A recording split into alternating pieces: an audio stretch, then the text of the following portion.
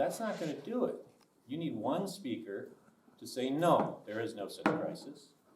One speaker to say, yes, and a third speaker to say, hell yes. Now, I have to confess that I'm kind of inclined, at least from my gut, to that last answer. But that is sort of from the gut. It would be good to be able to go beyond the gut and to be able to know something about this. And that is why we have invited two speakers who actually do know something about this. And I'll introduce them in a second. Just 1 second, though, before that, on our conversation series. Okay, this is the first of what will be a series over the coming years. Next semester, there will be one. There may be more per semester after that. We'll continue to focus on the question of the future, the fate, the health of American democracy. On this one, as I said, we're going to be asking sort of the more basic question, is there a crisis? And then we will look into different aspects of that question in the future. The idea is that we want to be able to discuss this question calmly and with information and with people who really understand it, rather than the level of the conversation that we often have in the country. So with that, we want to do it for its own sake, and we also kind of want to model it and show people we can talk, we can have different views on really pressing political questions and stay calm and make progress towards understanding. So to that end, we have both of these speakers. We have Jennifer McCoy from Georgia State. She is the Regents Professor of Political Science from Georgia State University. She has written widely in comparative politics. So she started most of her research, her first book had to do with Venezuela and mediation of conflicts within Venezuela. She expanded from there to 11 countries in her next book with a colleague. She is now on a project that is reaching far and wide around the world, studying polarization, extreme opposition within countries, including the United States. She has, in addition to the writings I mentioned, she has been a scholar, a researcher, a fellow at many places throughout the world, from Budapest to Istanbul to Torino, Italy, where she has conducted her studies on these matters. So we're very lucky to have her. We also have Dr. Powers from Carthage College, professor of political science. He is an expert in constitutional law and political philosophy, in which he has published widely. Most recently, just came out a few months ago. Let me see if I can get the title right. It's not a short title. American Multiculturalism and the Anti-Discrimination Regime, the Challenge to Liberal Pluralism. It is an extremely interesting book that I've read, and I recommend it to you. I think we'll get a little slice of it today. So what we're going to do is I will sit down, and Dr. McCoy will go ahead and speak for 20 minutes. Dr. Powers will do the same. We will sit down, have a conversation. I'm delighted to be here and engage in this conversation. Do you really hear me? It doesn't sound, okay, great. And I will jump right in. I'm taking the yes to hell yes side of the debate. Is American democracy in crisis? And I will say yes, it is, first of all, because it is in the minds of Americans themselves. 75% of Americans in a recent poll said that democracy was under threat and that the elections coming up represented a threat depending on who wins the elections in 2024. But even more than that, and perceptions do matter, but I want to talk about why I personally think it is, as a scholar of comparative politics, and I've been looking at democratic erosion and political polarization around the world, looking at the dynamics, looking at how it works. And I started studying this, actually, and started studying the United States with this after I studied Venezuela for many years and was also a mediator there as they went through 20 years of conflict and finally lost their democracy. And I saw similar kinds of divides within our country. and the way we began to lose civility in dealing with one another. So I began this project about 8 years ago to study this phenomenon around the world, including here. So I think we need to start by asking the question, or defining, what do we mean by democracy when we answer that question?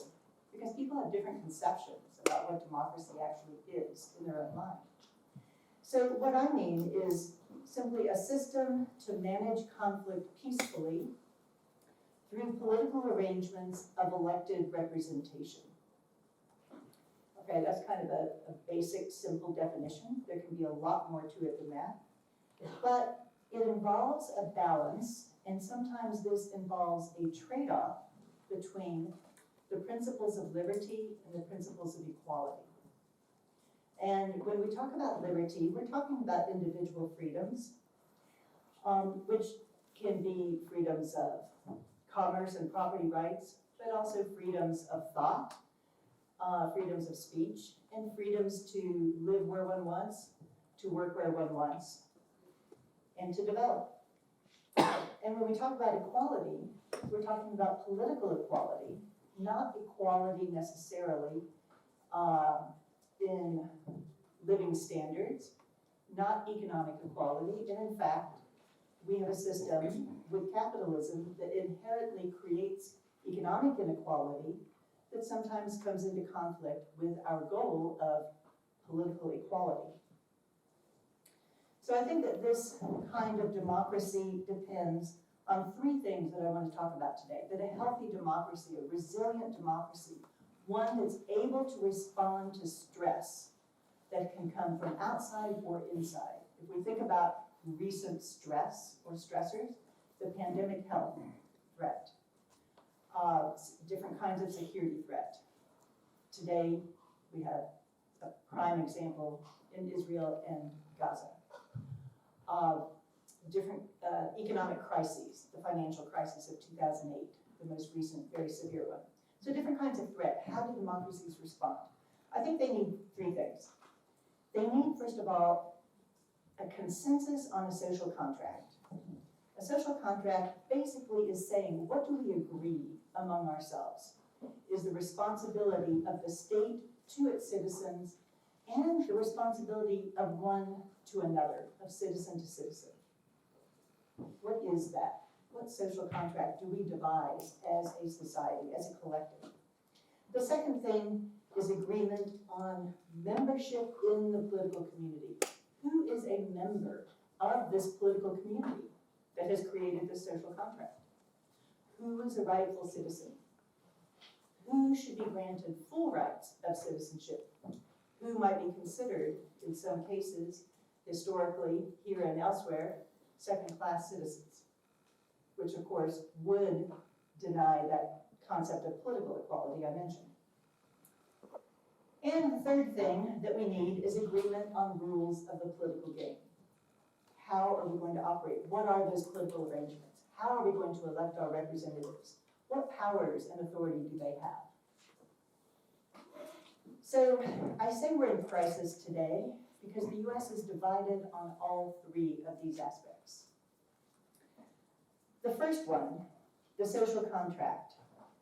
What obligations do we have to each other? What is the role of the state, and specifically the government, to its citizens? And of course, that requires, when we talk about an authority, when we're creating a state, then it requires some sacrifice of individual freedom to say we're going to agree to abide by the collective rules that the state, we've given the state the authority to enforce. Well, I think what we have is strong belief polarization over this. We have different beliefs, and we've always had different beliefs in this society, but today they are manifesting, showing themselves in very strong conflicts and disputes.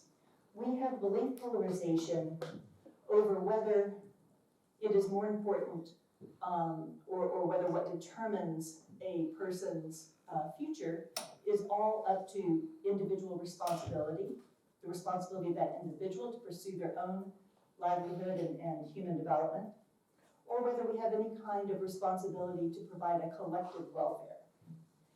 And in that, do we agree on any minimal life conditions that we say every citizen in our community should enjoy, whether that is health, housing, food?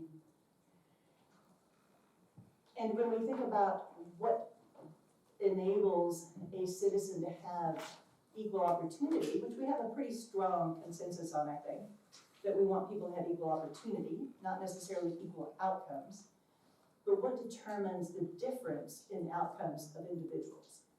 Is it that a person doesn't make it because they haven't put out the effort? Or is it that they have been impeded in some way by our structures, our systems, our policies, our histories?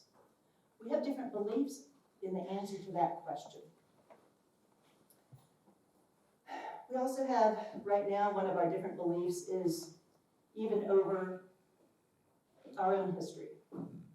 What is the history? What's important in the history of the United States? And what should be communicated to children and to citizens about that history so that we can build on the good and learn from the bad and continue to advance? The second point that I've made that's necessary, the political community, agreement on who is a member of the political community. This point, I think, the United States has never had agreement on from its founding. It's what I call, in work with my co-author, Murat Somer, a formative rift. And by formative rift, we mean an unresolved debate, usually over citizenship, national identity, the story of the founding of a country, kind of a country's story, a country's myth. And unresolved from the beginning for the United States were the rights for certain classes or groups of people. Slaves were omitted completely. American Indians were omitted completely, and women were considered second-class citizens, not given full citizenship.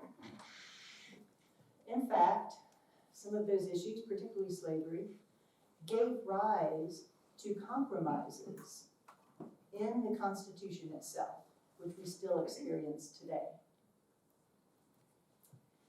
So that unresolved rift or failure to answer fully the question or satisfactorily the question to everybody of who is a full member of the political community has periodically arisen in US history and politics. And it has gone from a latent kind of rift to becoming salient in political science terms. What is on the agenda? What is forefront in people's minds? And it's in those moments that we have really engaged in moments of high political polarization and high conflict. And obviously the highest conflict was the Civil War that erupted in violence. So we've seen over time in the history of the United States, different groups of people who had felt excluded or marginalized, demanding inclusion. The positive side is United States democracy has continued to expand and get more inclusive over time, even though it started out as very restrictive. And as we've moved greater and greater towards inclusion, but every movement, we also see a backlash. And so it hasn't been a continuous upward line. We have seen movements backwards before we see yet another movement forward, and a backwards and then continual forward. I think overall, it's been a continuously upward line, but it's been full of turmoil as well, and it's not been continuous. So this is a primary source of political polarization, I think even today. And the third area are the rules of the political game. Now this is linked to the second one, who is a member. So who should vote? That had been a question since the Civil War up until 1965 in the South, when blacks weren't allowed to vote. But also, how do we vote? What are the processes? What are the mechanisms? Today, Americans are divided over who poses the threat to democracy. So even though 75% think there's a threat to democracy, they see different sources of that threat. One of the major divides today is over election integrity. And some people, and if we put this in political terms, Republicans are seeing a threat to election integrity for perceived fraud, and Democrats are seeing a threat for perceived exclusion from voting. So we have a major divide over this, and whether even democracy is improving or declining, and what kind of a democracy do we want? So today we are not agreeing on even the political rules of the game. Okay, so how does this crisis manifest? What are its consequences that we can see, its manifestations? Well, we obviously have, in many regards, a dysfunctional government. It just took 3 weeks to elect a new Speaker of the House, who is the second in line to the presidency after the Vice President, if something were to happen to the President. And 3 weeks of complete paralysis at a time when we have urgent business for the US Congress to be taking.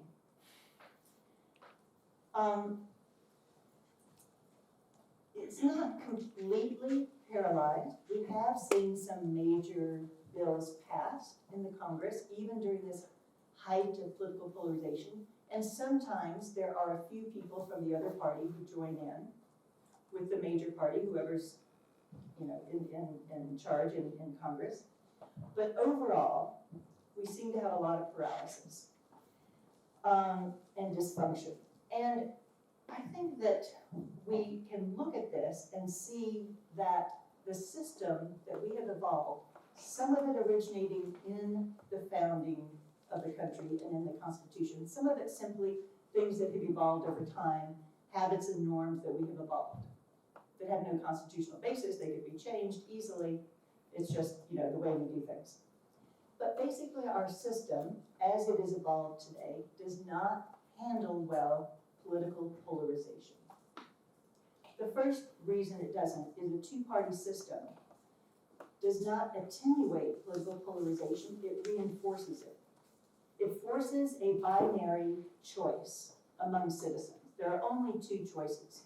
If you're not happy with the party you have normally been voting with, if you're not happy with the candidate or the policy direction they've been going, the only choice you really have to elect someone who's going to win, who's winnable, is to go with the other party.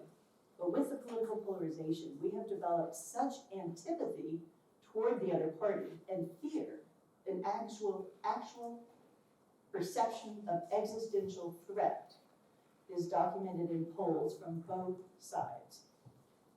That people end up voting perhaps for a candidate or for a party espousing policies that they're not really in favor of because there are no other choices. So a two-party system reinforces the divide and it raises the stakes. It makes us feel like every election has such high stakes because we have a winner-takes-all system in many ways. In the Electoral College, which I believe is an antiquated and anachronistic, again, it was a compromise position among the founders, is something that is not representative. It's disproportionate because most states in the United States, 48 of them, have a winner-take-all formula. So that in my state of Georgia, we have been, in the last couple of elections, pretty well evenly divided, 50-50. And yet, whichever party wins the 50 plus a few percentage points of votes gets all the electoral votes. There's no representation for the party that lost. We have other instances that we have a norm of a filibuster, which is saying that even one individual can slow down and paralyze again action. But 40%, a party, it only takes 40% to block, or 40 votes, to block legislation that even if 59 votes want it to come through. So the majority, we don't have majority rule in the Senate, in the US Senate. We have supermajority rule. You have to have 60 to get anything done, the way the filibuster has evolved. And then a second manifestation, besides dysfunctional governance, well, I wanted to mention too, it also comes from the winner-take-all rules, but also there's two other things. There's the lack of competition for individual seats to the Congress. We have such gerrymandered seats that, about 90% are safe seats now. So we've really only got competition within about 10% of the seats to the US House of Representatives. Yet, at the same time, we have a very closely divided House of Representatives. So that in the last few election cycles, one party has only won by a very slim majority. And because of the polarization, when politicians are afraid to cross the aisle and work with or negotiate a bipartisan compromise, because they will be primary, which is another problem with our system today, our primary system, then that raises the stakes as well and makes us more dysfunctional.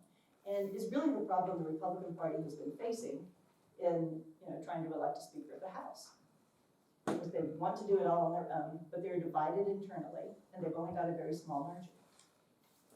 All right, the second manifestation that I want to mention is the political culture and style that has evolved. It goes along with what I call pernicious polarization. Pernicious political polarization uses demonization. It creates an us versus them atmosphere. It identifies enemies. It talks about one's political opponents as disloyal to the country rather than as simply adversaries with different policy visions. This is pitting not only the political candidates against each other or the political parties, it's pitting individual citizens against each other. We also see, along with this kind of rhetoric, a rise in political violence, a decline in political tolerance, and an increase in distrust of democratic institutions and of each other. And the third manifestation of the crisis of American democracy that I want to mention is that we have a faction within one of those two major political parties that actively promotes the denial and actually tries to overturn elections, which are the fundamental building block of democracy, refuses to denounce political violence, and actively promotes conspiracy theories. And this is partly because we have a two-party system, and it has been open to capture by a particularly nefarious faction that promotes these principles which are hurting American democracy. So I will close there and look forward to the rest of the debate. So, Dr. Powers.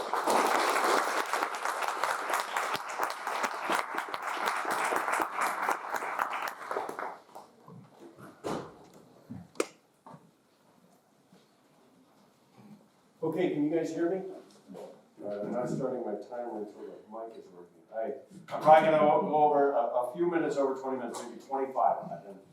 I've timed it a couple times. I think I'm close. That's the max. What's that? That's the absolute max. That's the absolute max. Okay, and I do have a timer, so I will be watching. Anyways, thank you, Professor Lynch, and the MSU Political Science and Philosophy Department for the invitation to be here today. I'm very happy to be here and participate in your first Democracy Conversation series. Let me begin by saying that I agree with a lot of what Professor McCoy said, although I am the no crisis guy, I guess, technically. I'll come to that eventually. But I do think that polarization is a very serious concern, and I highly recommend Professor McCoy's work because that's not something I'm an expert on really, and so I started preparing for this by reading her work, and I really do recommend it. I think we do probably disagree about who to blame. The nefarious faction question. Okay, I think, Republicans have an answer to that. But anyway, we can get into that in the Q&A.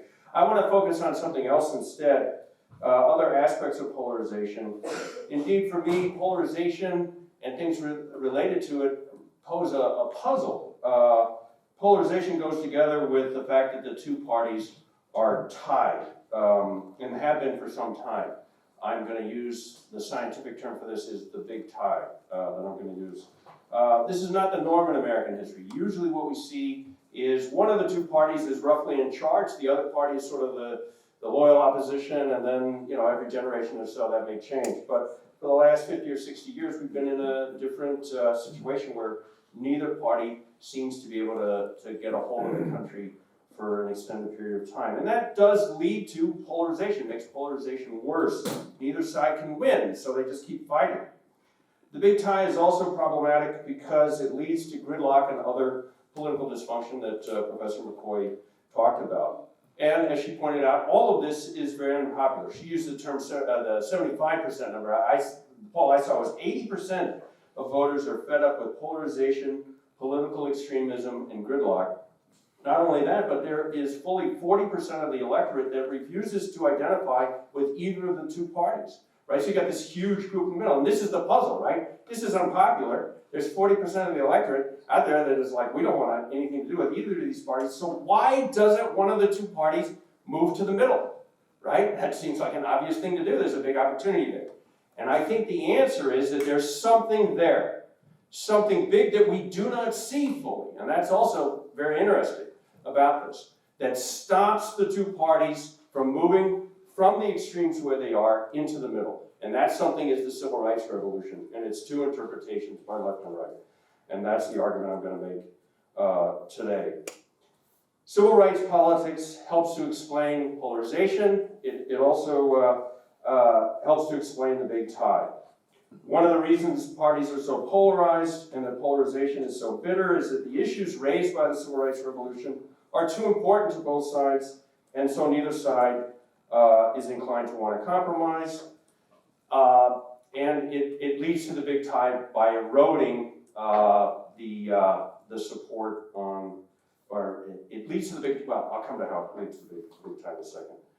There are some political scientists who make an argument that is similar to this, but on a narrower basis. There's a large literature focusing on race and, to a lesser extent, sex and religion, or gender and religion.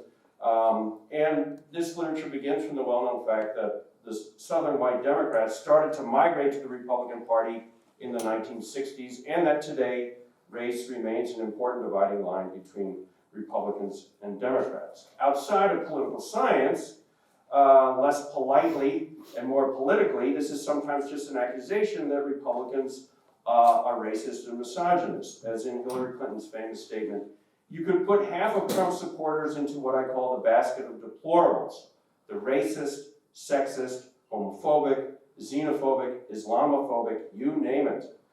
Both of these suggestions, it seems to me, are off the mark. I think we need to step back and take a more comprehensive view of this question. We need an analysis that focuses on the nature of civil rights politics and the very broad lines of political division that it has introduced into our politics. So it's not just about the groups. This is, I think, a crucial point. The divisions that matter are not simply divisions among groups in America. The divisions that matter concern the claims of the Civil Rights Revolution itself. So my claims are, first, that the civil rights politics has disrupted what has been a mainly economic line of division between the parties in the United States. Second, civil rights politics has introduced many lines of division into our political alignments, making it too difficult for either side to put together a majority. There are too many what political scientists call cross-cutting cleavages. Civil rights politics is strong enough to disrupt the old party alignments, but not strong enough to reorganize our party politics on a new basis. Third, civil rights politics helps to explain why neither side is willing to retreat from polarization, to try to move to the middle. There's too much at stake for both parties on these issues to allow them to make concessions. To make the case for this, I'm going to look at three big bundles of evidence. One, least important to me, is voting evidence. Second, I'm going to summarize the main lines of disagreement between left and right on civil rights issues themselves. Left and right, Democrats and Republicans, have two very different interpretations of what the civil rights revolution meant. Third, I'm going to look at broader constitutional debates that have been going on since the 1960s, where you can see civil rights challenging our traditional understanding of politics associated with the Constitution and with the liberal democratic theory of politics. At the end, then, I will, on this basis, take up directly the question posed for today: is American democracy in crisis? And I will say no. I mean, I do think that there is a serious division in our country, but it's not going to lead to a genuine crisis for reasons I'll spell out briefly at the end. What I think we face instead is civic indigestion. All right, so before I get into the evidence, though, I do want to actually do a kind of not quite definition, but a brief description of the civil rights revolution, and to defend my use of the word revolution when I'll be using that phrase over and over again. And what I have in mind is something very broad. To begin with, it begins with a set of groups that have been put front and center in American life in a new way. We all know the list, right? It comes from anti-discrimination law: race, ethnicity, sex, religion, disability, age, sexual preference, gender identity, and other groups. These groups have been around, of course, in American life, forever, but today they and their concerns are newly important, and entirely because of a change in our political system. Second, the Civil Rights Revolution is also a large and complex set of laws and legal institutions. And I'm going to refer to a lot of legal evidence tonight, so I won't say more about that now, other than to say that these laws are changing who we are and how we relate to one another in a fairly significant way. Third, civil rights comes to sight often, and often first, as a set of distinctive moral claims. And really, I think you could say this is the main thing. The claim that racism and sexism and other forms of discrimination, that those things are unjust and wrong, and that we need to do something to stop them. That is a claim that everyone in American life today must admit. Certainly any political participant, whether you're Republican or Democrat, must start from that. And in all of this new set of groups, new moral claims, new laws and institutions, all of this is at the same time transforming every area of our life. That may sound like a sort of over-the-top claim, but think about it. Employment, education, housing, banking, lending, the media, Hollywood, even religion.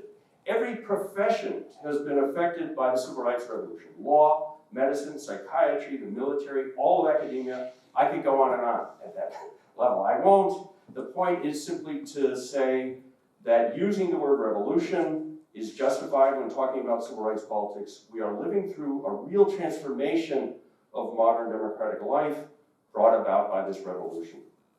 Okay, so on to our three bundles of evidence. And now I'm going to use my handout. So we can start at the top of page 1 with voting data.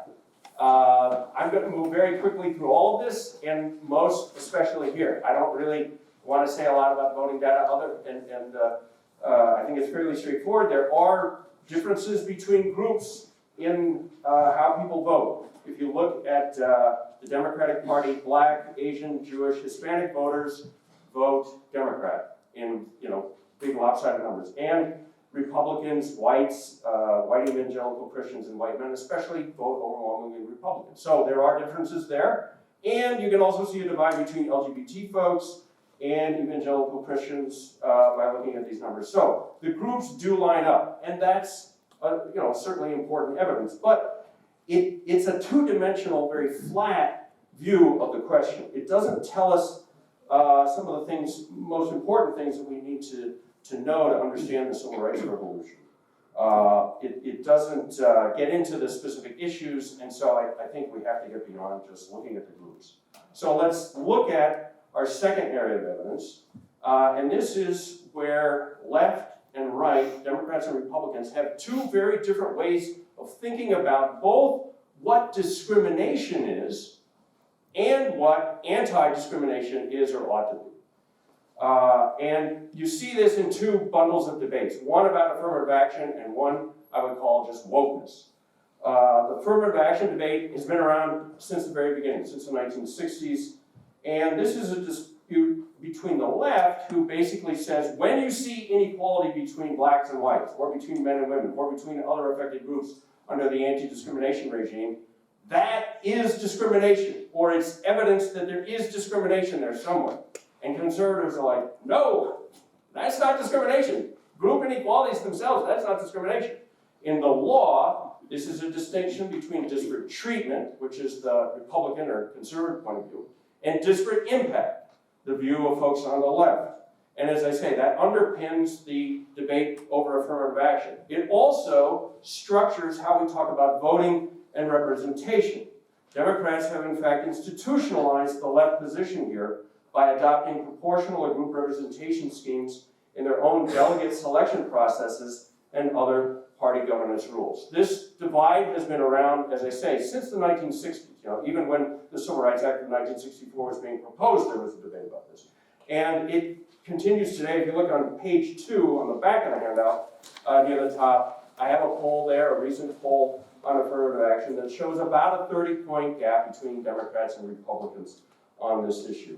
So that's our first debate. And to repeat, it is a debate about what discrimination is and what anti-discrimination is. And it's an interesting fact about the Civil Rights Revolution that we have no place to turn to tell us what the right answer to that is. We're trying to figure it out. The other debate, as I say, is about what I would call wokeness, to try to put it in one word. And that's a loose collection of things. But this has been really, really important in the last 10 years or so. It's a bundle of questions about anti-discrimination enforcement in the workplace and higher education. A series of interconnected disagreements about DEI bureaucracies, diversity training, the use of critical race theory in diversity training, cancel culture, and other related speech restrictions. In addition, the fact that people can be fired somehow for getting on the wrong side of civil rights. I would argue that all of this is really one big development in the law in the 1990s. If I had 3 hours and about 100 PowerPoint slides, I'm pretty sure I could convince you of all of that. I don't have that kind of time, but in brief, what happened in the 1990s is we privatized anti-discrimination enforcement. The EEOC regulations and federal court decisions introduced very aggressive methods to police discrimination by expanding what discrimination is to include stereotypes, harassment, and hostile work environment, which is never stated in any statute, by the way.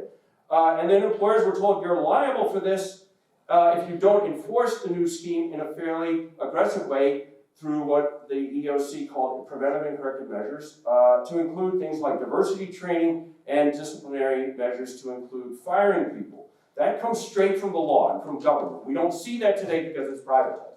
Something similar happened in higher education also at the same time, roughly, to make a very long story very short. And then in about 10 years ago, this all blew up because this legal structure was in place by the end of the 90s. And then in 2013, 2015, you have gay marriage decisions, the legalization of gay marriage. Trump gets elected in 2016. I think that sort of set things off. In 2017, you have the Me Too movement. 2020, George Floyd protests and the Black Lives Matter pushed all of these issues to the fore on top of this new legal framework that had developed in the 90s. And there are many lines of division between Democrats and Republicans on a number of issues that come out of that. And the polls I have at the bottom of page 2 illustrate this. And again, I have to move quickly, but this is under the heading there. Polling on race discrimination, Me Too, sexual harassment, LGBT claims, cancel culture, and DEI. There is a huge gap there. 50 points in 6 out of 8 of those polls. The gap is like 48, 49, 50 points between Democrats and Republicans on how they view those issues. And I assume, I'm going to read through the questions very quickly, and I'm guessing that you all know what the Democrats say and what the Republicans say. It's not like we're not familiar with this. It's at the forefront of our minds. So number one, is racism really a big problem in America? Democrats are inclined to say yes. Republicans, no. Has the United States done enough to fight race discrimination, or have we gone too far? Republicans and Democrats, again, answer that question very differently. And the same for all the rest. I'm just going to read the rest of the questions. Number 3, should we support or oppose the Me Too movement? Number 4, is sexual harassment a serious problem in the workplace? Number 5, should religious businesses be exempt from anti-discrimination law when it comes to LGBT customers?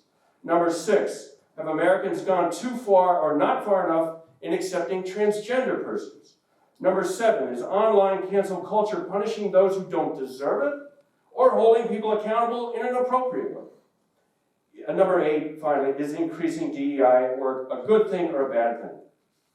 Again, massive gaps, left and right. We are deeply divided on these issues. It's the point I made earlier, what divides us is not simply the groups, but the character of civil rights policy itself. Both sides agree that we need to fight discrimination. That is something I really want to insist on, as a Republican, I have to say. But they disagree profoundly over what that entails. Okay, so we've looked at voting, data, and the left-right divide on civil rights. Last thing to look at is constitutional debate. And so this also goes back to the very beginning. It shifts over time, what debates are prominent and so on. But as you can see on page 1 of my handout in the middle there, under the heading Constitutional Conflict, Anti-Discrimination versus Traditional Liberalism, I list 10 different constitutional debates that are very important in constitutional law. And here we see the much broader outlines of what is at stake in civil rights debate in America today. Number 1 listed is free speech, and I don't think I should have to defend putting that there. I think this is the one that everybody recognizes. There is a tension between fighting discrimination and freedom of speech that is fairly fundamental. The next thing I have on my handout is 16 laws under the heading Freedom of Speech versus Anti-Discrimination Policy. 16 laws, regulations, some big, some small, where civil rights is explicitly and openly limiting freedom of speech. So, like I said, this is one area of constitutional debate that everybody, I think, today would concede is important. But there are 9 others, right? So, I can't go into them all in much detail, but I do want to just quickly run through them. So, number 2, freedom of association. That's been a debate periodically over LGBT rights and the rights of women. Number 3 and number 4, the religion clauses of the First Amendment. The Establishment Clause, which deals with the separation of church and state. The Free Exercise Clause, which deals with the protection of religious minorities. Here we see something very interesting that you don't hear people talk about much, which is that Christian conservatives are now harnessing the logic of the Civil Rights Revolution to weaken the separation of church and state on behalf of Christians and to make the legal protections for religious minorities work in a new way for the Christian majority. So here you have the right acting in a disruptive way on behalf of Christians in a strategy that would not have been possible were it not for the Civil Rights Revolution. Okay, number 5 is something called the State Action Doctrine, which is the legalistic twin of number 6, which is the public-private divide. And that's something that runs through all of the first 5, a very basic premise of liberal democratic politics. And sort of an essential starting point for the constitutional understanding of everything. And this is something that civil rights policy challenges over and over and over. But there's more. The last few I'll just mention. So representation and voting is a huge area, very important area of debate, and left and right divide over it because of new arguments about proportional representation that I mentioned earlier, and the Democratic Party has adopted these, that you see playing a role in some of the constitutional controversies over voting. Due process has become an issue because of Title IX and on college campuses, sexual harassment and sexual assault proceedings being undertaken by college administrators, and the question of due process, criminal procedure rights being abandoned there. And then there are questions about the role of federal judiciary and states' rights as well. You can also throw in administrative law if you wanted to talk about the role of the EEOC and other agencies. That would be number 11. But anyway, what we see here over and over again is a number of different ways in which our old constitutional understanding of politics comes into conflict with a new understanding of things, associated with the Civil Rights Revolution, and this is a big deal. If the Constitution may be said to represent the older liberal democratic understanding of things in America, all of these constitutional debates taken together suggest the possibility that anti-discrimination challenges liberalism in a very general way. Now, I realize some of you, especially maybe the undergrads, when I say liberal, you might think, what are you talking about there, buddy? Liberal versus anti-discrimination. Liberal means, people on the left. And so very, very briefly, I do have to do a definitional thing, just clarify. I'm watching the clock here. I got time for this. Liberalism is the theory. It's a theory of politics. It goes back to the American founding and earlier, that begins from claims about individual rights and individual freedom, and then insists on that basis that there are limitations imposed upon government. This is something that we all take for granted. It might even seem just so obvious, it's like a 4th of July speech or something, it's hard to take seriously, but it actually does inform, the Constitution is basically that theory put into practice, the public-private divide and all of that. So the biggest claim one can make for anti-discrimination politics is that it challenges this understanding of things. And the 10 debates, or 11, over constitutional law provide a lot of evidence that it does. Now, if I had more time, originally this was a more ambitious talk, but 20 minutes is not a lot of time. So you see there's a remnant of a bigger talk at the bottom of page 1 and the top of page 2. These tables that say anti-discrimination versus liberalism as two competing systems of group politics. And then anti-discrimination versus liberalism as two competing systems of morality. I can't get into that in detail, but let me just say this. Think about the words identity, inclusion, recognition, respect, equity, social justice. We know what those words mean. We know that they all go together. We know that they are somehow tied to civil rights and fighting discrimination. Are those words the logic of politics that they represent? Is that the same as the words individualism, freedom, toleration, public-private divide? I don't think so, and if I had time I could lay that out. And I think you could make a similar case about the logic of group politics. Anti-discrimination has its own way of thinking about group politics. It's not the same as the old separation of church and state, calm everybody down. Okay, so anyway, I can't get into this, but I think what we can see in all of it is a sea change in our understanding of the nature of democracy itself. And I want to insist, these big changes contribute in a broad background way to the party division that we see in polarization. Because roughly speaking, Democrats embrace the new and disruptive and sometimes radical aspects of civil rights politics, while Republicans are bewildered and deeply troubled by them and are inclined to defend the older liberal democratic understanding of things when they see it under attack. Now, that's not to say that either the left or the right actually understands that this is going on. I don't think most of us, most people do see this, but I do think that that is at work in polarization in the background. These debates have been going on since the 1960s. Okay, to sum up, I'm at 22 minutes. I got 2 minutes left there. Let me return to the question of polarization.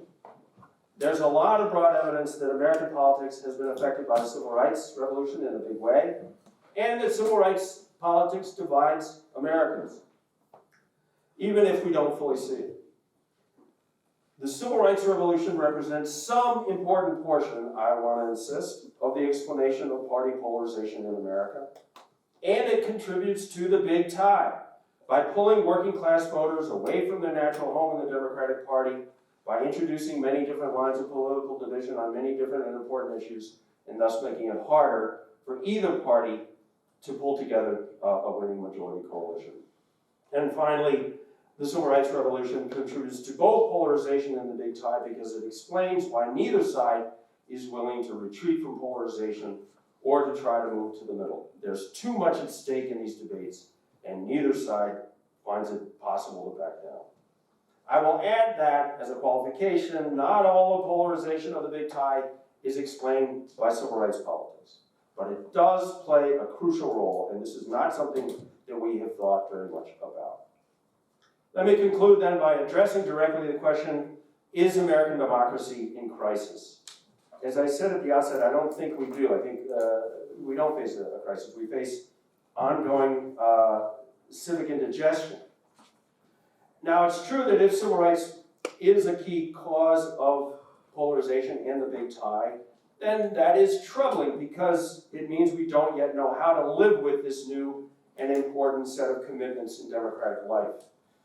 But the debate over civil rights, while it is divisive, has not yet on its own led to full-blown political crisis. And I don't think it will in the future, above all because the civil rights revolution is too complicated and its effects are therefore too scattered or diffuse to lead to simple and clear lines of political division around which genuine conflict could emerge. So instead, we face indigestion. Indigestion is no fun, but it's not the end of the world. We might want to think about which of the two parties would be able to move to the middle, by the way. But anyway, I guess I should also say that there is a possibility to be skeptical just for a minute, that if civic indigestion lasts a long time, then its corrosive effects could lead to something worse, to some genuine political crisis, especially if something else is added on top of it. And that does seem at least to be a possibility to me. But if that is true, I guess what I would say is we're compelled to hope that one of the two parties can figure out how to move to the middle on civil rights and end polarization. That's it. Thank you. We're going to talk, the three of us, but our two speakers to each other for a little bit, and then we'll have time for some questions. Okay. What I'd like to do to begin with, though, is since Dr. Harris had a chance to say a little bit about Dr. McCoy's talk that he had anticipated based on her writings, maybe she could have a second to just comment on Dr. Powers and have a little bit of discussion. Yeah, thanks. Yeah, well, I've learned a lot as well, and I've really enjoyed this talk and reading some of your work as well. I think we have a basic agreement that one of the main contributors to polarization is the civil rights movement. And the way I put it was,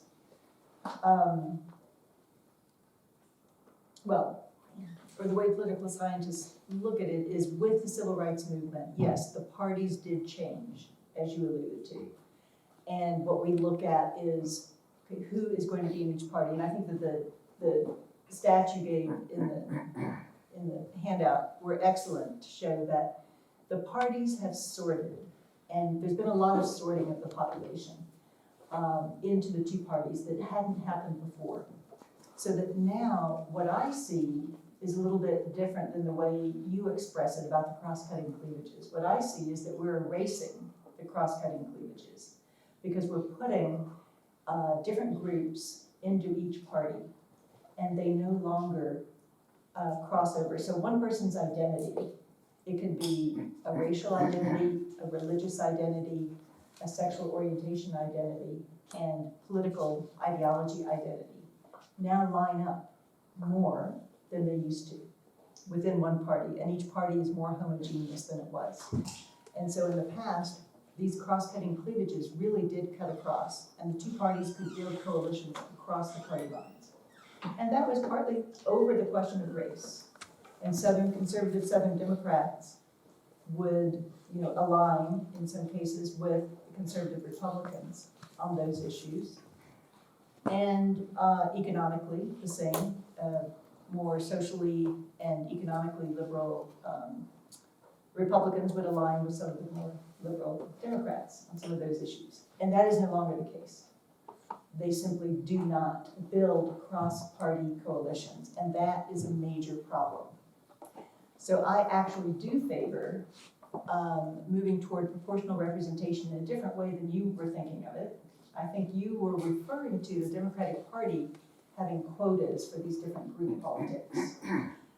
And that's not what I mean. I mean proportional representation is a way to elect representatives that would have within each state a fewer number of districts. So I'm going to use Georgia as an example. We have 14 districts, and we elect one member of Congress in each one. So we have a single member district. I don't call that first past the post because in Georgia we actually have runoffs, And so you have to have a majority to win. That's unusual in the United States. But instead of that, we would create, let's say, 3 districts with 5 members each. And in that would allow better representation for voters within their district. They would have a much better chance of actually getting somebody that they felt like represented them, because the parties would get the number of seats proportionate to the number of votes they got. So probably Democrats and Republicans in Georgia, they might each get 2 of those seats. Perhaps the Libertarians, who've been running all these years and never win, might actually get a seat. And it would allow better representation and more cross-party coalition building, I think, and even allow for some new parties to emerge. And even if it didn't, it would allow for more, what we have probably 4 parties anyway, because within Democrats and Republicans, they're so divided, even inside, it looks like multiple parties. And so we could have more fluid politics instead of the rigid divide that we have today. Now, there was one other thing I wanted to comment on, and that is, so the group politics that you focused on in your talk, Tom, yes, descriptive identities become important, particularly to people who have felt excluded from decision-making, excluded from resources, discriminated against, marginalized. And they ask, what was the basis on which I was excluded?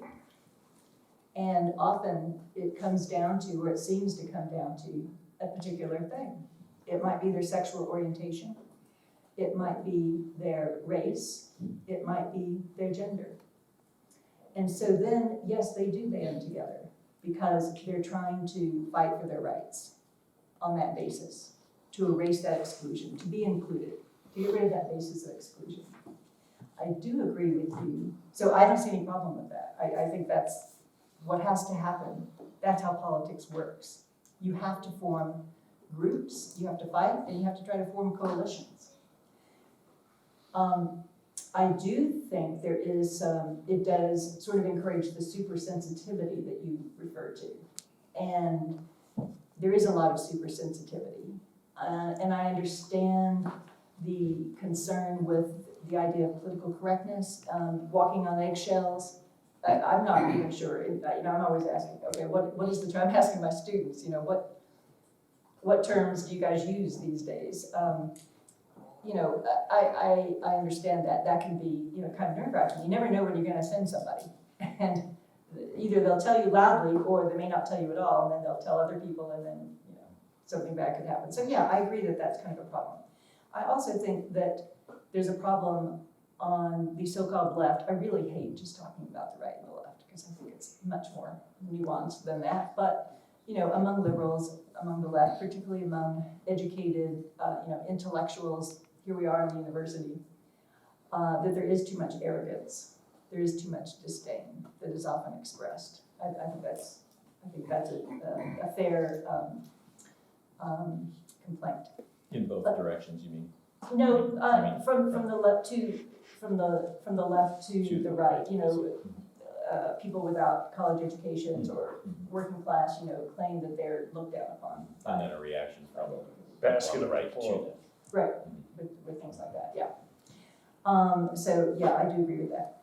What I learned, the thing that I want to ask about is more from your reading. You kind of just brushed on it today, but when you're talking about the anti-discrimination regime, because I had to read his work because I didn't really understand what it was, and it's really interesting. So I do encourage you also to read his work. Well, the concern with the imposition on speech, kind of forced speech when you were talking about, harassment. Now you can't make lewd jokes in front of a woman in the workplace, and you can't use the N-word, and certain things like that. I am not a free speech absolutist. I think there can be limits on speech that do not impinge on the principle of free speech and dissent. We want to always protect dissent, peaceful dissent. We want to always protect that. I do believe that's absolute. But speech I have seen, and you all have seen, but I've seen it in my work around the world. Speech has consequences. It has consequences for behavior. And it can invite, either in oneself or in others, you may not even realize, but particularly when it comes from political leaders, speech matters. It may indicate what you plan to do. It often does among political leaders. They will say it, and we'll just say, oh, they're just talking, they don't really mean it. They usually do. But even more dangerously, it can invite action, behavior, and particularly violent behavior among their supporters, and their more fanatic supporters who believe they've been given permission or even invited to take action against the so-called enemies. So I believe it is something that can, Germany is not the absolutist free speech that the United States is in its law, and because of its experience with Nazism, does have some restrictions on speech and on the formation of Nazi symbolism, Nazi symbolism, and political party. And I also want to say that the intent to criminalize, you talked about the intent to criminalize, to legislate and criminalize private thought with the anti-discrimination I don't think I said criminalize. legislation. I don't think I ever said criminalize private thought, but anyway, Okay, that's how I read it from the, maybe in something I wrote, I did talk Yeah. about a hybrid of criminal and civil law. but Yeah. Anyway, and I'm not sure that it's, my reading, I'm not a constitutional lawyer, you're the constitutional lawyer, so, but I'm wondering if it's really trying to legislate private thought or trying to legislate, in some cases it is just speech, which we can argue about, the absolutism of free speech, but things like, the lewd comments in front of women, so considered harassment, that kind of thing, imposing limits on speech. I don't think that's imposing limits on thought at all. You can think whatever the heck you want. But your attitudes, your prejudice, your discrimination, your attitudes, or whatever. But when you act on it, that's when you're impinging on the freedom of others. And that's a question. And that's why I talked about trade-offs. It's a trade-off between equality and freedom. You can't be on either complete extreme. We want to have both, but they do conflict in some ways. And so one person's freedom is at some point going to run into another person's freedom. Can I respond to? Yeah, these so, things? yeah. Yes. and Okay, maybe I'll briefly- stop there. I would brief it. Yeah. Okay, go ahead. I was gonna translate it into one sort of, Yeah, no, there are two things I so want I to may respond. interrupt, go ahead. All right, you can interrupt, but, all right, so on legislating thought, I'm not talking about speech restrictions there, I'm talking about multicultural education, which has been policy in the 50 states since the 1980s, 1990s. We teach people how to think about the civil rights revolution. Diversity training in the workplace comes from government ultimately through these changes in the 1990s. You can say it's a watered down civic education, call it whatever you like, but it's backed by force because people get fired for saying the wrong thing and doing the wrong thing. And so when the HR guy or gal comes in and gives you a lecture about how you're supposed to treat one another, that is a kind of moral and political education, very straightforward sort, backed by sanction, right? So the other thing I wanted to say is Trump. You didn't say Trump, and you meant Trump many times in what you're saying. So I just want to explain how the civil rights divide explains Donald Trump. Because I didn't have time to get into this, but the Democratic Party is the party of anti-discrimination. So what about the Republicans? I've been saying both sides agree on civil rights, and they do. Republicans agree on civil rights. The Proud Boys are in favor of civil rights, believe it or not. They were. I mean, they don't exist anymore, I don't think, do they? But anyway, Republicans are deer in the headlights on civil rights because they must accept the premise, of course, discrimination is wrong. Nobody wants to go back to 1963. We don't think harassment, saying awful things to people in the workplace is okay. The Supreme Court decisions that put many of those things in place were written by Republicans, actually, and conservatives, to include, Rehnquist, O'Connor, and Gorsuch even. So anyway, what Trump represents is Republican confusion. They don't know what to do about this. They accept the major premise, but Democrats then own the issue because they haven't figured out how to say, yes, of course, civil rights, but let's not go crazy. And when they figure out how to say that, and they are starting to, then they'll own the middle, in my opinion. And I was alluding to that earlier.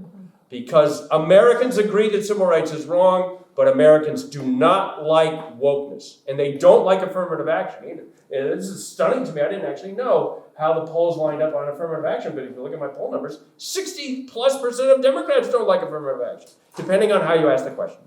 So, anyway, that's what I would say about Donald Trump. They didn't know what the hell to do, so they, it's Flight 93 where the plane is crashing. We need someone who's willing to talk to these people, who has the guts to do it, and only someone like Donald Trump can do it. I don't think it's really worse than that. I think it is, and I do think 90% of what Trump represents, it's other things, who knows what the percentage is, but, it's displaced workers and the economy is partly in the background, but I do think a lot of it is just like, Americans feel like they're losing their country. Immigration's another, I should have added, it's another 50-point gap over illegal immigration. Again, depends on how you ask the question. Okay, let me see if we could open things up to you to see if you have questions for both or one or the other of our speakers.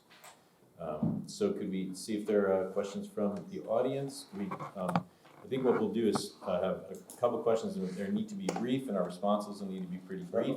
We're going to have a couple questions from students and then from professors. So go ahead. I'm assuming you're a student. I've seen you in the hallways, and I haven't seen you at a lecture. You've certainly heard me for sure. Yeah, go ahead. And try and keep it brief.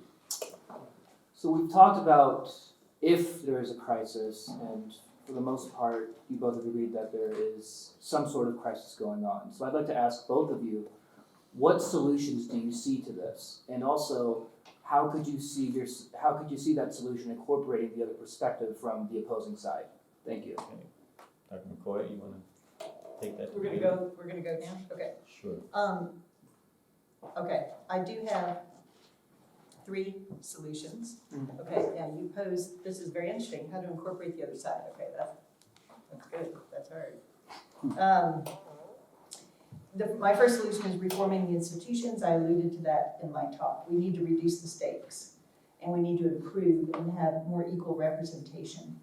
And I think that does speak to the concerns of both sides.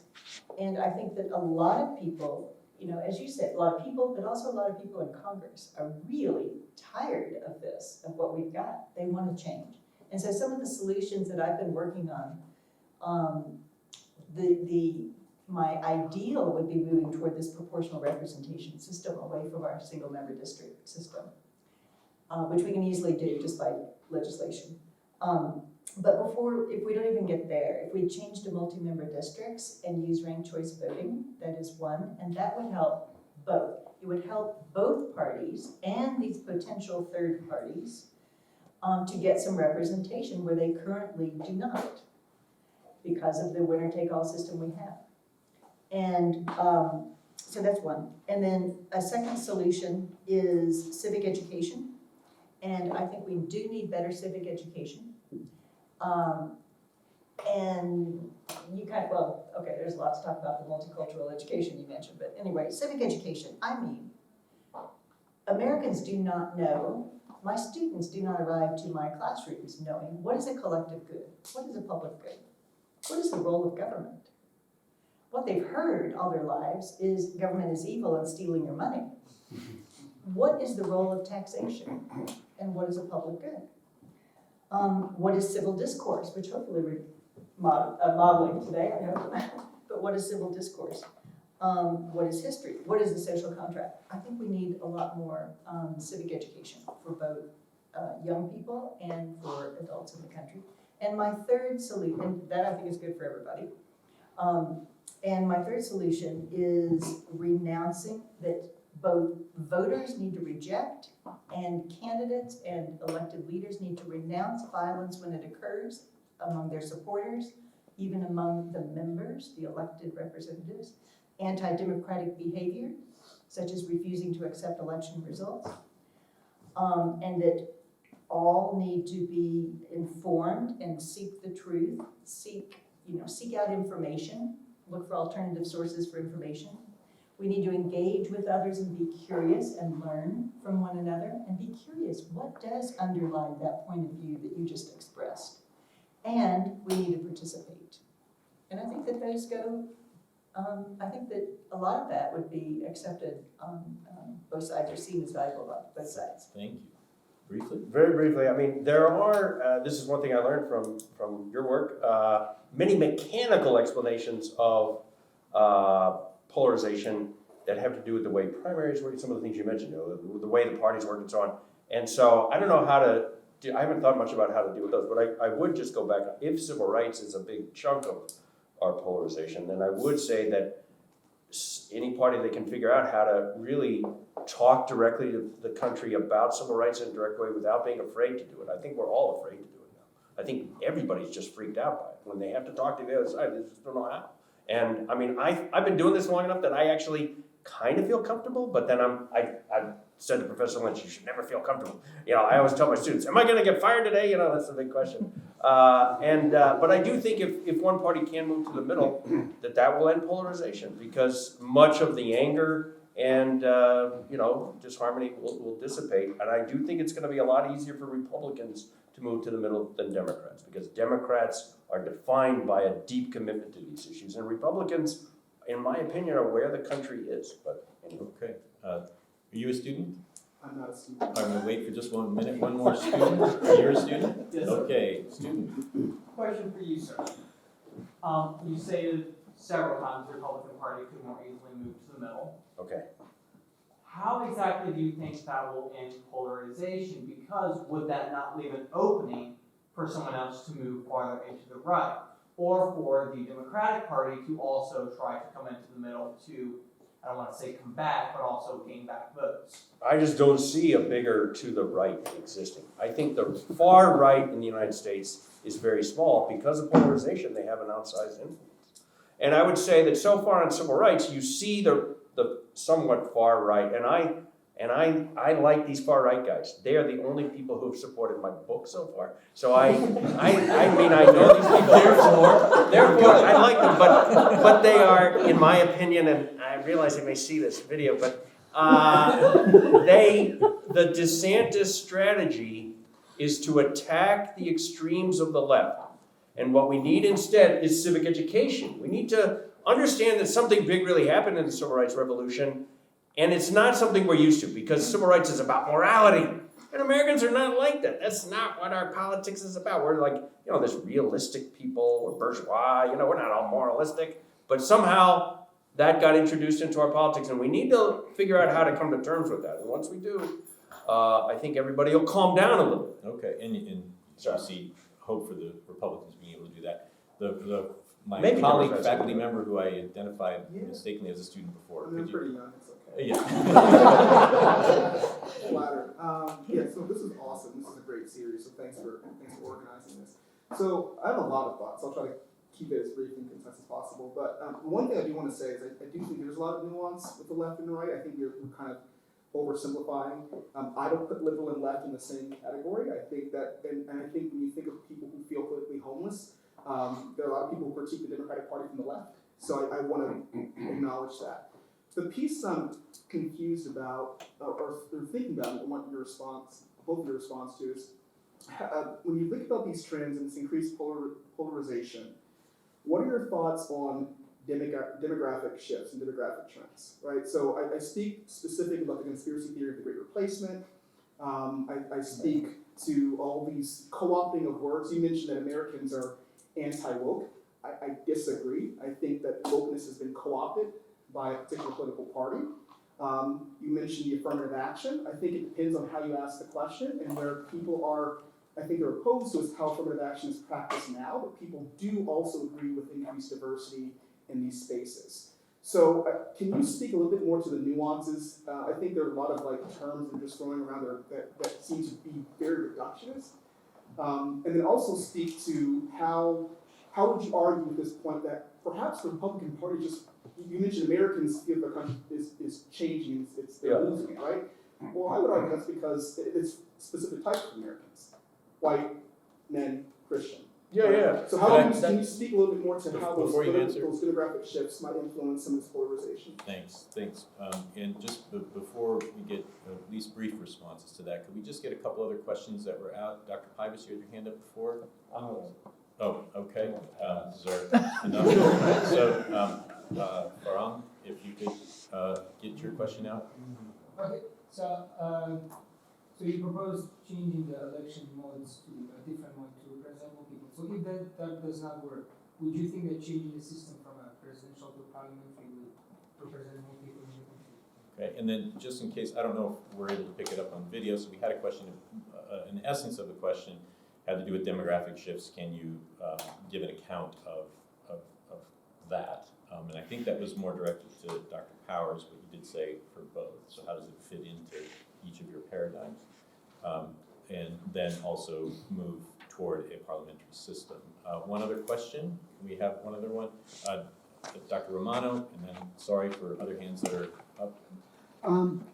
Regarding moving to a proportional system with fewer districts, doesn't the Downsian party logic say that a two-party system is more likely to have parties moving to the middle because no one exists to capture the vote on their left or right flanks as they move to the middle? Whereas if we made it a multi-party system, isn't there a risk of it becoming like Italy or Israel where it actually becomes more polarized? So I'm afraid we only have a couple of minutes, so if we could, Dr. McCoy, if you could have a quick response to whichever of the many things that I'm sure occurred to you in response to those three questions, whatever you'd like to put in for that. Okay, and then Dr. in a Powers. minute? Okay.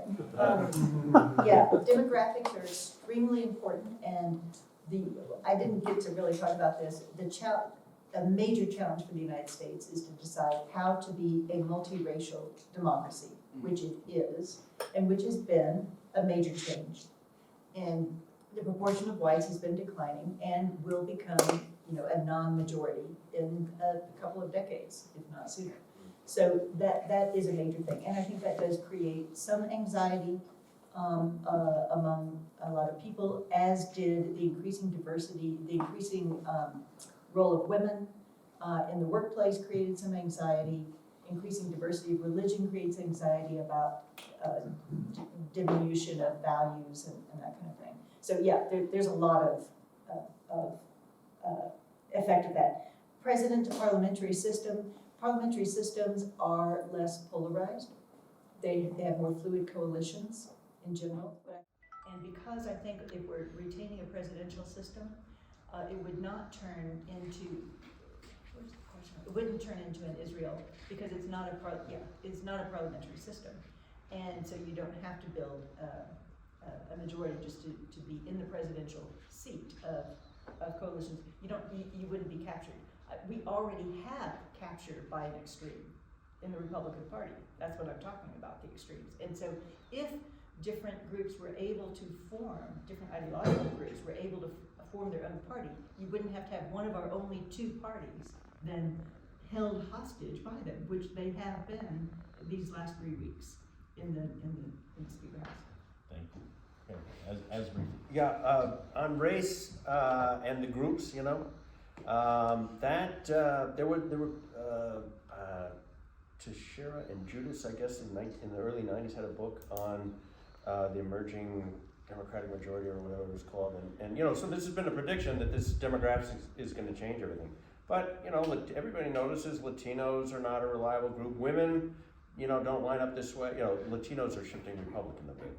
Trump between 2016 and 2020, and some people who poll this see a movement in that direction. But also, the demographic numbers themselves depends on how you count race and how you measure race, which is a very controversial thing, I guess. But most in the very long run, America is going to be a mixed race country.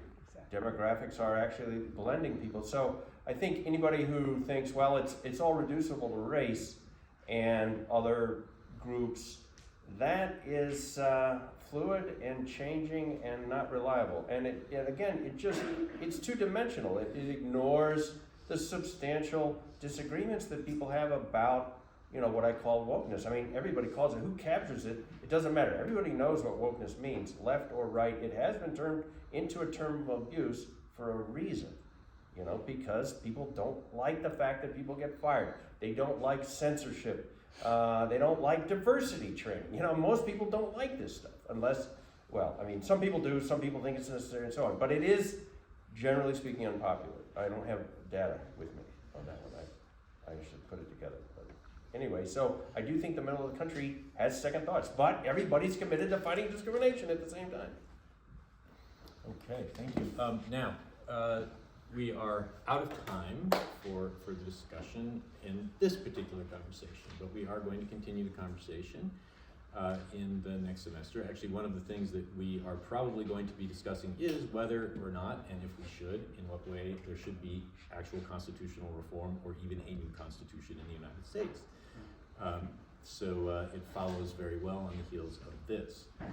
I invite you to come to that next semester if you would like to, and for right now, I would like us to thank both of our speakers.